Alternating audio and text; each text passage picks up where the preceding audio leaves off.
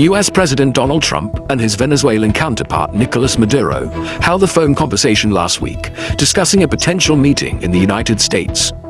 The call, first reported by the New York Times, has attracted significant attention given the escalating tensions between the two countries.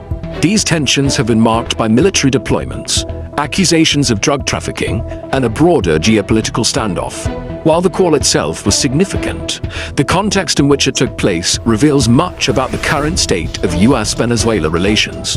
The reported phone call between Trump and Maduro comes as Washington has ramped up its pressure on the Venezuelan government. The US has increased its military presence in the Caribbean, including the deployment of the world's largest aircraft carrier. This move is seen as a part of a broader strategy to combat the flow of drugs coming from Venezuela, a nation that Washington has long accused of serving as a hub for drug trafficking. The US administration, led by President Trump, has emphasized its commitment to stopping illegal narcotics trade, which it says flows out of Venezuela and into the United States, causing significant harm to American communities. However, the Venezuelan government, under Maduro's leadership, maintains a starkly different view.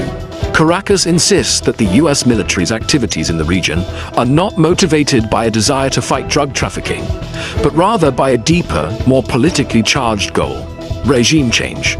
Maduro and his allies have long claimed that the United States has sought to undermine the Venezuelan government, seeing it as a threat due to its anti-US rhetoric, socialist policies, and alliances with countries like Russia and Iran.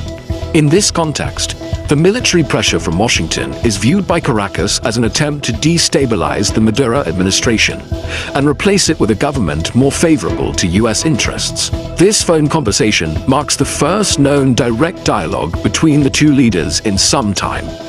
The timing of the call, which was made public by the New York Times on Friday, is particularly noteworthy as it comes amid mounting tensions over US military operations and increasing pressure on Venezuela.